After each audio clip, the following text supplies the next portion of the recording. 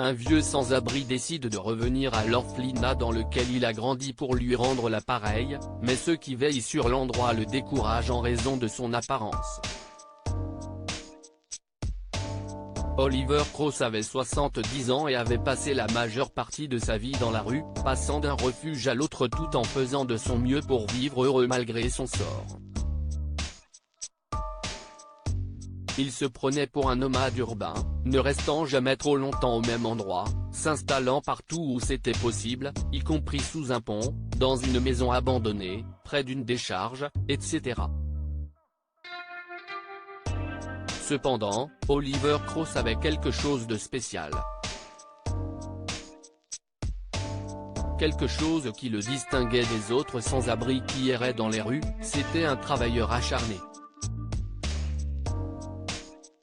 C'était une qualité supposée qui aurait dû garantir qu'il sorte de la vie rue depuis longtemps, mais pour une raison quelconque, Oliver ne semblait jamais s'améliorer d'année en année. C'était comme si l'argent s'était volatilisé. Parfois, on voyait l'homme énigmatique avec sa petite canette en train de demander l'aumône. D'autres fois, on le trouvait en train de faire le sale boulot pour quelques sous. Lorsqu'il ne faisait ni l'un ni l'autre, il était dans les décharges à la recherche d'un trésor qu'il pouvait vendre.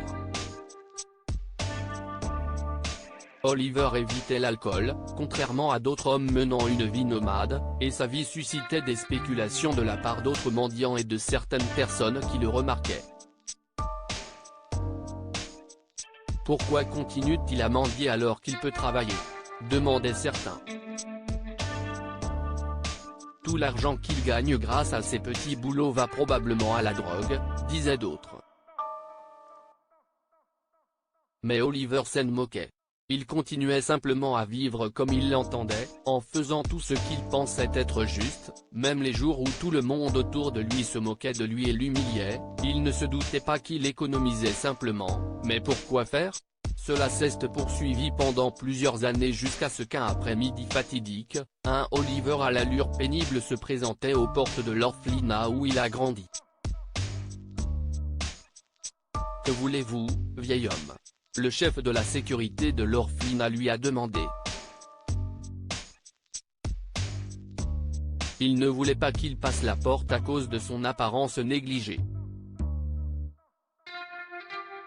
Il le connaissait aussi comme mendiant et pensait qu'il n'avait rien à faire à l'orphelinat.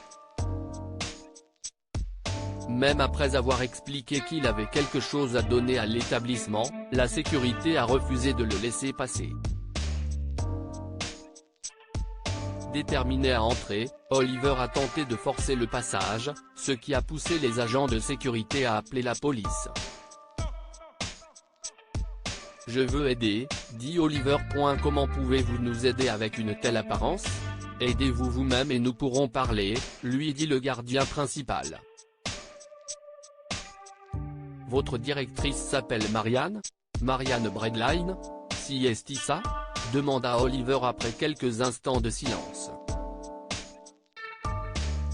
Les gardes furent surpris qu'ils connaissent le nom et le prénom de la directrice de l'orphelinat, et cela les fit réfléchir. « Mettez-moi en ligne avec elle immédiatement, » dit le gardien principal à l'un de ses subordonnés qui s'empresse d'exécuter son ordre. Ils ont eu Marianne au téléphone, et elle a accepté de rencontrer Oliver, mais elle ne l'a pas reconnu au premier coup d'œil. Cela n'a pas empêché l'homme de dire ce qu'il avait à dire. « Tu as pris soin de moi lorsque nous étions plus jeunes. Tu étais comme une grande sœur pour moi quand tout le monde me rejetait. Il y a 8 ans, j'ai découvert que tu travaillais maintenant comme directrice dans cet orphelinat où nous nous sommes rencontrés et où nous avons été élevés. Nous savons tous les deux qu'il n'a jamais été financé et je sais à quel point il est difficile pour toi de le maintenir à flot, alors j'ai voulu aider à ma petite échelle. » Marianne avait 73 ans et avait été sa meilleure amie pendant leur enfance. Elle a toujours pris soin de lui quand il en avait besoin, mais ils se sont séparés après son adoption. Après son discours, il a tendu un chèque cadeau à une Marianne en larmes, mais elle l'a ignoré et l'a serré dans ses bras à la place. Le chèque, acheté dans un grand magasin, valait 15 000 €, somme que l'orphelinat a pu utiliser pour acheter des vêtements et des jouets à ses enfants. Je sais que ce n'est peut-être pas assez, mais je voulais faire quelque chose pour t'aider. Et les enfants, a déclaré le sans-abri, faisant pleurer Marianne. Elle l'a serré encore plus fort dans ses bras et l'a remercié pour ce qu'il avait fait. Mais elle ne pouvait pas le laisser partir comme ça. Mon vieil ami, dit-elle. Je me suis toujours demandé ce que tu étais devenu et je suis heureuse que tu sois devenu un homme au grand cœur. Si cela ne te dérange pas, je préférerais que tu viennes aider plus souvent par ici, de cette façon, tu pourras aussi occuper légalement l'une des chambres construites pour les travailleurs de l'orphelinat. Que dis-tu d'un poste d'âge de sécurité ? Je ne peux pas empiéter, a commencé Oliver, mais il a été interrompu. Elle a répondu, si est absurde, tu as ta place ici, comment pourrais-tu empiéter sur ton territoire ? Les gardes se sont également excusés d'avoir été grossiers avec lui, ayant appris que les apparences peuvent être trompeuses. Ils se sont rapidement liés d'amitié avec Oliver, qui les impressionne par son esprit travailleur et sa nature généreuse. L'homme est resté à l'orphelinat, gardant les enfants et faisant des dons jusqu'à son dernier souffle. Une vie bien vécue, si vous voulez son avis. Qu'avons-nous appris de cette histoire ? Ne jamais juger un livre par sa couverture. Oliver avait l'air d'un pauvre sans-abri, si pourquoi les gardiens de l'orphelinat ont essayé de lui refuser l'entrée même après qu'il ait révélé qu'il voulait simplement aider. Ils l'avaient tous jugé et trouvé incapable, mais il leur a prouvé qu'il avait tous tort. Ne jamais oublier de rendre l'appareil.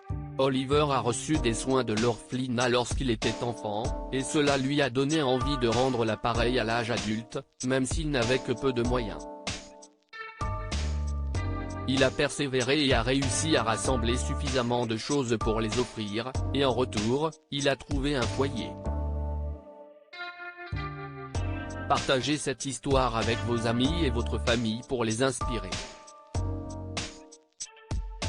Cette histoire est inspirée de la vie quotidienne de nos lecteurs et rédigée par un écrivain professionnel. Toute ressemblance avec de véritables noms ou lieux est une pure coïncidence. Toutes les images sont utilisées uniquement à des fins d'illustration. Partagez votre histoire avec nous. Elle changera peut-être la vie de quelqu'un. Si vous souhaitez partager votre histoire, envoyez-nous un mail à info@amomama.com.